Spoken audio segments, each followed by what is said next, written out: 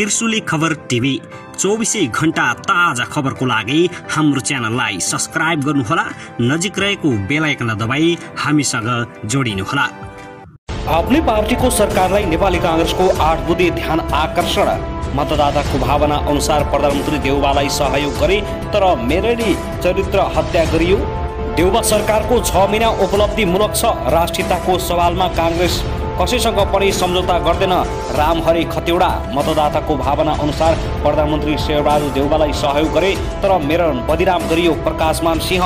गठबन्धन सरकारले नेकपा एमालेको साथ लिएर एमसीसी पास गर्ने सोचेको हो भने त्यो दिवा सपना मात्रै हो। विशाल भट्टराई। आन्तरिक कलहले सरकार बाहिर बस्नु पर्यो।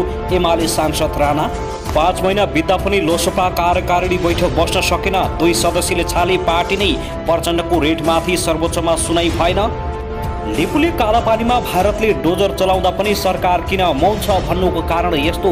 भित्रभित्रै देउवाले यस्तो सेटिङ गरेको आरोप। भारतकै इसारामा चलेको सरकार र प्रधानमन्त्रीको निर्देशनपछि स्वास्थ्य मन्त्री निरीह वीरमा ल्याइएका लोहनी फिर्ता। भूपेन्द्र यथास्थितिमा। धितोपत्र बोर्डको अध्यक्षका लागि 15 जनाको आवेदन। देउवा र प्रचण्डका आफ्नै उम्मेद्वार। अब हेर्नुहोस् पुरा संसार।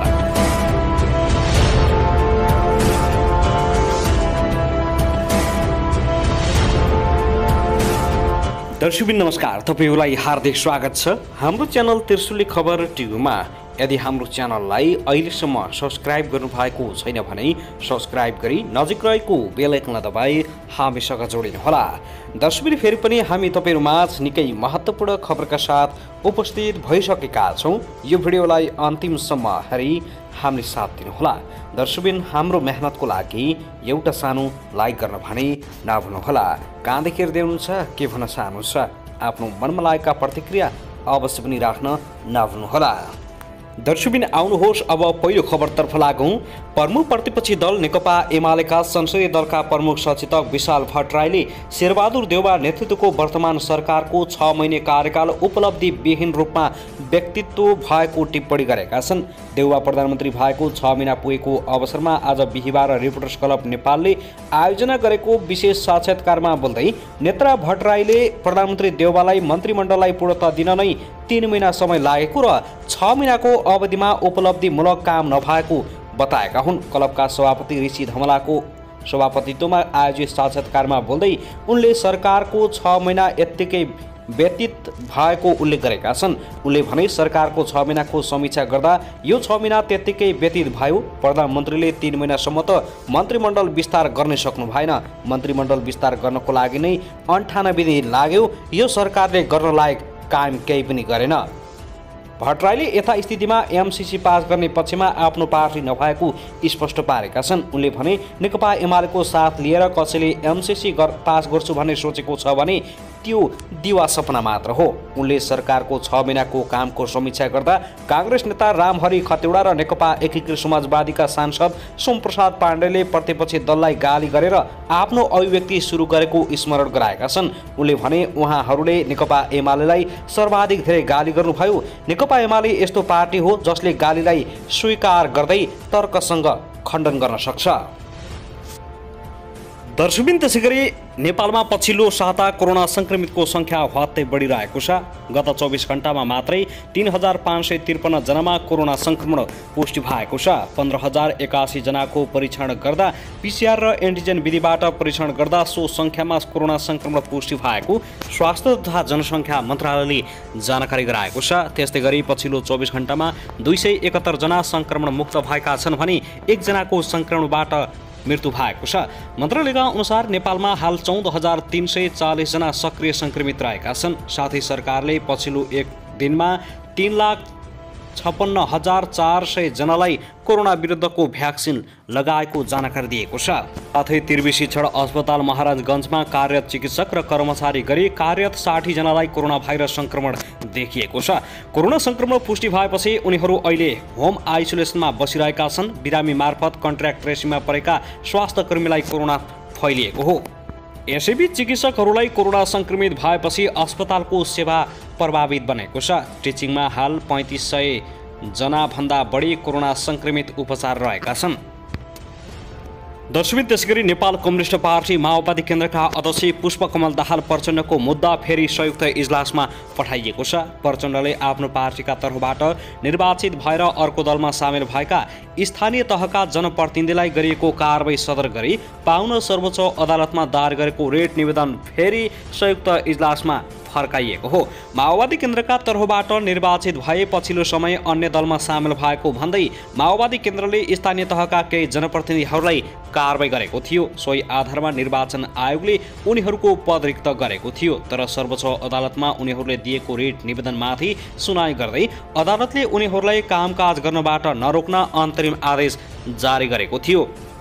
सोही आदेश खारेजीका लागि माओवादी केन्द्रका अध्यक्ष पुष्पकमल दाहाल प्रचण्डले रिट निवेदन दिएका थिए। उक्त रिट निवेदनमाथि प्रारम्भिक सुनाई गर्दै संयुक्त इजलासले पूर्ण इजलासमा पठाएको थियो। सर्वोच्च अदालतका न्यायाधीशहरू दीपक कुमार कार्की, ईश्वर प्रसाद खतिवडा र कुमार रेग्मीको पूर्ण इजलासमा बिहिबार सुनाई भई उक्त रिट निवेदनलाई संयुक्त इजलासमै फर्काइएको हो।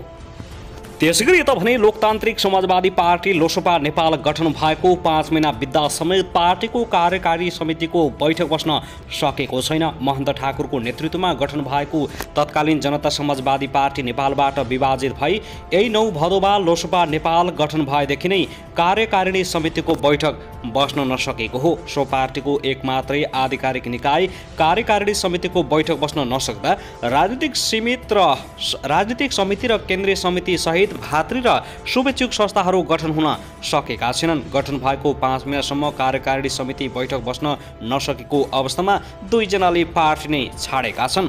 31 सदस्यीय कार्यकारिणी समितिमा रहेका राजकुमार लेखी नेकपा एमाले प्रवेश गरेका छन् भने अर्का सदस्य तथा प्रतिनिधि सभाका निलम्बित सांसद रेशम चौधरीले श्रीमती रञ्जिता श्रेष्ठको नामबाट नागरिक उन्मुक्ति पार्टी दर्ता गरेका छन्। त्यस्तै यता भने नेपाली काङ्ग्रेसका नेता डा चन्द्र भण्डारीले लिपुलेकमा भारतले सडक विस्तार गरेको विषयमा कोही राष्ट्रवादी नबोलेको बताएका छन्। केही दिन अघि भारतीय प्रधानमन्त्री नरेन्द्र मोदीले लिपुलेकमा सडक विस्तार भइरहेको बताएका थिए। यसै सन्दर्भमा नेपाली भूमि लिपुलेकमा भारतले सडक विस्तार गर्दा कोही राष्ट्रवादी बोल्न नसकेको भण्डारीले बताएका हुन्। देशको सिमाना मिच्दा कोही नबोल्ने तर आन्तरिक विषयमा भने बवाल गर्ने गरिएको उनको भनाइ छ।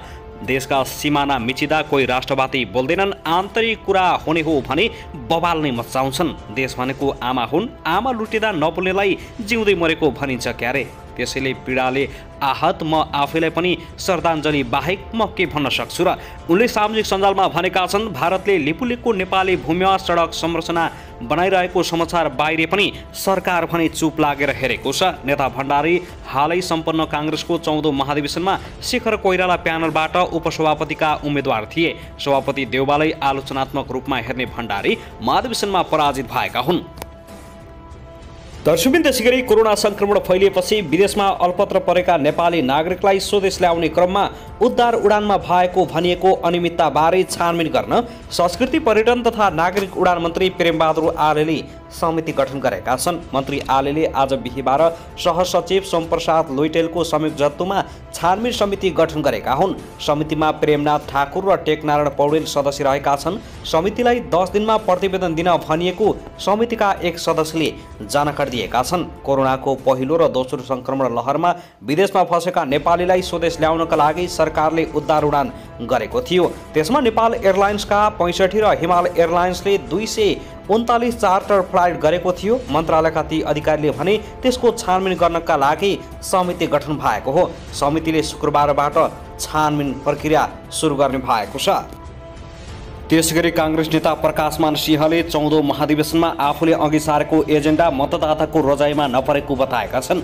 उनले आफ्ना एजेन्डा मतदाताको रोजाइमा नपरेपछि सबैभन्दा धेरै मतदाताको रोजाइमा बनेका प्रधानमन्त्री शेरबहादुर देउवालाई सघाएको बताएका हुन्। भक्तपुर क्षेत्र नम्बर 2 कार्यकारी समितिले बिहिबार गरेको कार्यक्रममा बोल्दै नेता सिंहले भने नेतृत्व परिवर्तन र पार्टी विधि सम्मत संस्थागत हुनुपर्ने एजेन्डा बोकेर मत मागेको हो। तर मतदाताले मैले अघि सारेका एजेन्डामा मत दिएनन्। त्यसैले पहिलो चरणको निर्वाचनको परिणामले दिएको म्यान्डेट अनुसार नै दोस्रो चरणमा प्रधानमन्त्री देउवालाई सहयोग गरेको हुन्। उनले लोकतान्त्रिक पार्टीभित्रको अभ्यासमा मतदाताले दिएको म्यान्डेट मान्न आफूहरू बाध्य रहेको बताएका छन्। मैले 2वटा एजेन्डा बोकेर यसपटक सभापतिमा उठेको हुँ। एउटा नेतृत्व परिवर्तन हुनुपर्छ र अर्को पार्टी विधिसम्मत संस्थागत हुनु पर्यो भन्ने मेरो धारणा थियो। त्यही एजेन्डामा भोट मागेको हुँ। नेता सिंहले अगाडि भने फर्स्ट राउन्डको मत परिणाम नेतृत्व परिवर्तनको पक्षमा देखिएन। लोकतान्त्रिक पार्टीभित्रको अभ्यासमा मतदाताले दिएको म्यान्डेट त मान्नै पर्यो।